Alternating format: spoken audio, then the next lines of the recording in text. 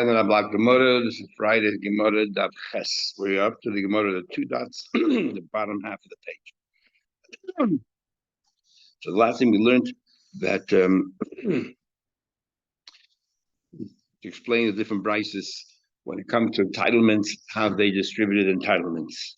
The Gemara says, the says in the Braisa, what happens if a person had different kinds of fields? He had three categories of fields. He had a superior field, idiot, which is entitlement of a nizik, somebody who had damages, who was inflicted damage upon. Then you had a bainis, which is the entitlement of a balchayv. And then you had zaburius, the lowest class of field, which is entitlement of a woman for her psuch. So what happens if a person had all three fields and he sold it le'echa to one person on the same day, but we don't write hours on the star, so we don't even know. And three separate people kechet on the same day. Now, definitely one person before the other one, but there's no hours on the star, so we know nothing. So it's as if it's all happened, it transpired at the same time. Kulan nichnasu tachas bailan. They all take over the place for the original owner, which means that each one gets their entitlement. And they would just have a right to collect whatever is due to them, whether it's Edis, Bainis, or Buris. What happens is day after day, one day, first day you sold one property and so on, then kulam gaivenach, and regardless of what the property is, whoever bought last, because there's a very important rule, and the rule is you cannot collect from the purchasers without first going to the person who owes the money and see what field he has and take it whatever it is, because you don't collect mishabadim while there's b'nei choyd and unencumbered fields around, regardless of the class. And the only thing that's left by the owner is the burias, the worst field. That's all you can get. Even if you're a nizik, all you'll collect is the burias. So therefore, the very last person who purchased, or the one person who purchased the very last field, that's the field that they're all that's encumbered to all of these debts, and therefore that's all they can collect from. And regardless of what the status of the field is, if it does not sufficient, value there to pay all the debts, then then you go to the field before that. And that's still insufficient. The first one. What happens now? Let's analyze the Braisa. You sold it to one person, and you're telling me that they all come in and take the place of the owner. Hey, what exactly are we talking about? He sold it actually in one go. One contract. He sold all three fields, and what's it talk about? The three people. When you write three different contracts all written on the same day, and definitely one contract was before the other, just because we don't write hours, we say it's considered one. We can say one of them definitely preceded the other ones, yet each one is a substantive owner, and therefore the nizik goes to the one who bought the idios, and the balchayv goes to the one who bought the average field. If you sold to one person in one go, you have to tell me that he's a substitute. He takes over the role of the debtor. This person bought one property after another. This one person bought 3 different days. So the question is, why taka? Are you entitled to get your time? Shouldn't we look at what the third property is? Why 3 different people? Each one could time it. I allowed you to go to another property. Don't come to me. I let you have property by the original owner, because you don't collect mishabadim while there's nechayr available. So even if it's one person who bought all 3 properties, you only should be entitled to go to the third property, because each time you can say, don't go to the second property. I allowed you. When I bought the second property, there was another property still sitting by the owner. And if it's only the last property that the guys have a right to, Hainami, kol chad and each property will say, I allowed you to collect another one. So you should only be entitled to the very last property.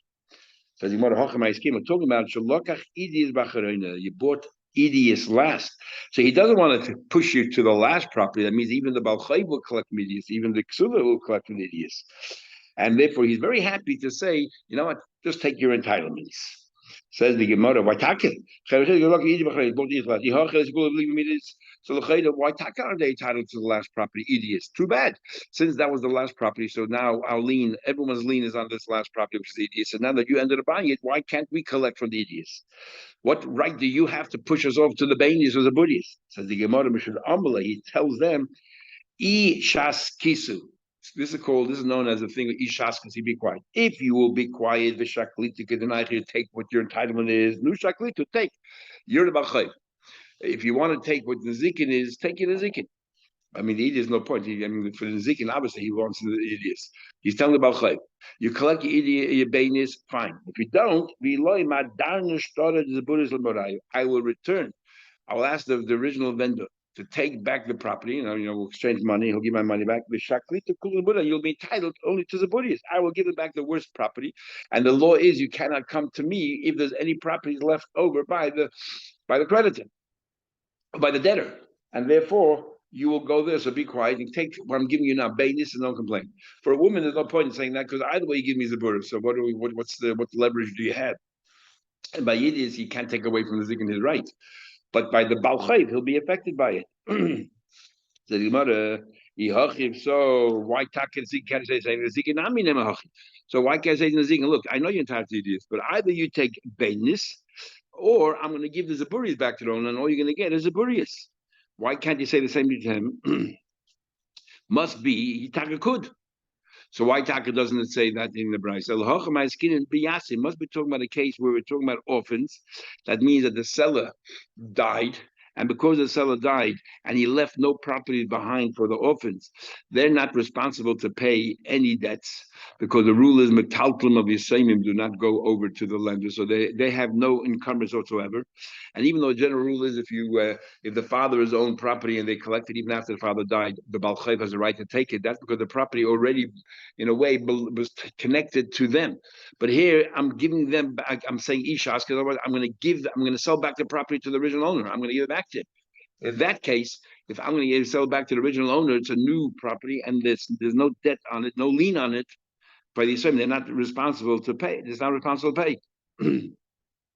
So therefore, since he asked me to pay, I can't say if you be quiet, I'm going to give it back to the thing because the guy's not going to pay me anything. So what kind of leverage? Since he doesn't have to pay me, I'm still going to be taking from you. So and therefore, who's responsible to pay this debt? The buyer, because the original person died. He has a children. His children are due to pay these debts. He cannot say that to the zikin. If you can't say the zikin, then they can say that to Balchayv. So go back to the original question.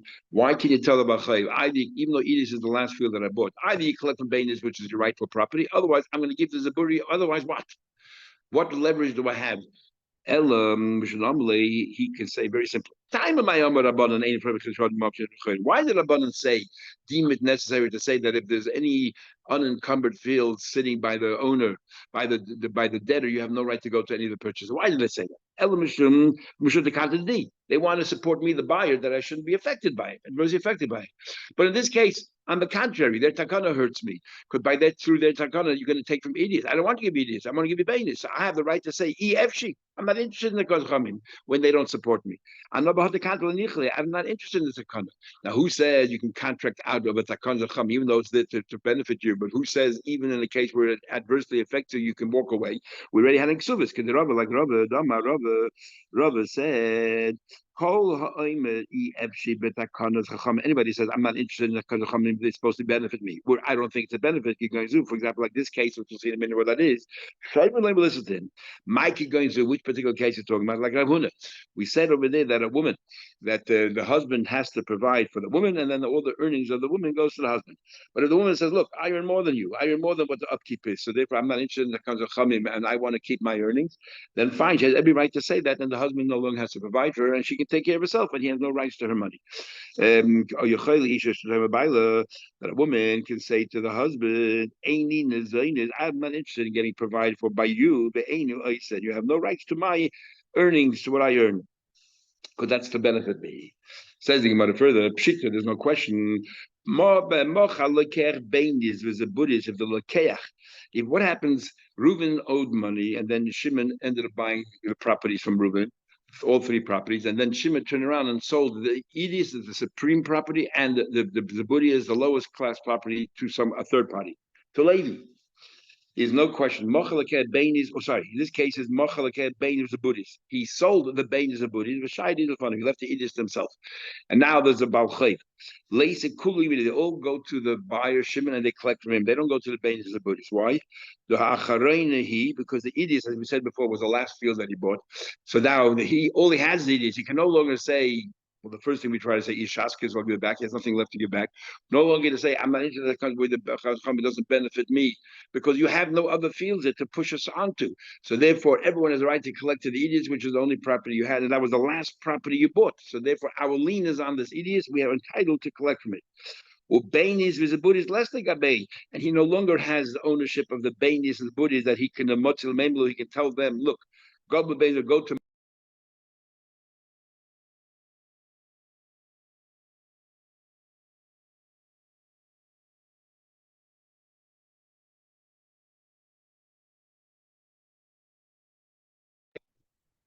If he sold these Buddhists, my what if he sold these, which they all have the lien on, and all he retained was the Bainis the Buddhists, and now the Balchayv and everybody else, where do they go? Do they go to follow the idiots down the line to the Levi, or they have no right to go to Levi? They're stuck with Shimon, whatever he has left. So what Abaye thought, well, Ashikulu government is entitled to go to the idiots because their lien is on the idiots. Amalei Rava said the Rava. What did the first guy sell the second guy? Kols Chusha Tavla when Shimon sold the field to Levi, he not only sold the field to Levi, but also all the entitlements that come with it. And one of the entitlements that came with it is that if Edis was sitting by Shimon, Shimon could push them off to the Bains of the Buddhists. So now Levi has the right to say whatever Shimon could have said. He said, go to the Bainis as the Buddhists. Go to your entitlements. To the Balchayv, he can say that. And to the Ksuvas, he should. Had they gone to the first purchase, so Shimon, let's say, Motzi, Agbel, and Beis, but he could force them to collect for Bains and Buddhists. Even though the Chizavni Bains and Buddhists, can't even, even though when they take the Bains and Buddhists, the idiots are sitting by him, why can't they take the idiots? They have a lien on it because of the reason we said before, EFG. The whole purpose is to benefit me, Shimon said, but while I'm retaining all three properties, I don't want this takana that the last property you should have a lien on. So now when you sold that last property, even though there's a lien on it, you sold them also with all your rights. So Levi now can say, when it go collect the Beis Buddhist. The chizavin lekeach sheni, when Levi purchased the second purchaser, bought from the first purchaser, adaita the choschusa the havelish megavazavani. He bought it with all its rights. So therefore, he cannot. You don't go to Levi. In fact, you go to Shim back to the first purchaser. Amar says Rabbi Reuven shemacha kol shadosh l'Shimon. Let's say Reuven sold all of the field to Shimon, and then the Holach Shimon macha soda achle. Shimon went and sold one field to Levi, and this field happened to be a bainis, which is the entitlement of a balchayv. So where does balchayv collect? Now the balchayv wants to come and collect. The Rotz, if he wants, he can go to Levi because the bainis is sitting there. Well, he said that's my shibud. I'm entitled to a shibudis. But rotzim is if he wants, he can go to Shimon and collect his zabudis, not his but his zabudis. Why? Because he can say to Shimon, "I have nothing to do with Levi. You bought all the properties from the original, from my debtor, and therefore I'm entitled to go to you and collect." When we talking about it, when can he go to Levi only if Shimon provided sold Levi the Bainis, which is the entitlement of the Balchayv. Avos on either Buddha, but if Shimon sold the best field or the Buddha world's field, then you have no right to go to Levi at all. Because Levi can say very simply, Levi can say, you know why Dafka bought Edis as a Buddhist and left behind the Bainis? Because I know that you have a lien on Bainis. I'm not interested in being involved with you. And furthermore, even if Levi purchased Bainis, when can you have a right, the lender, to go to the Levi? There's no Bainis left in Shimon's possession. Otherwise, you can't say, look, I left your Bainis behind by Shimon because he bought everything from Reuben, from your debtor, and therefore go to him.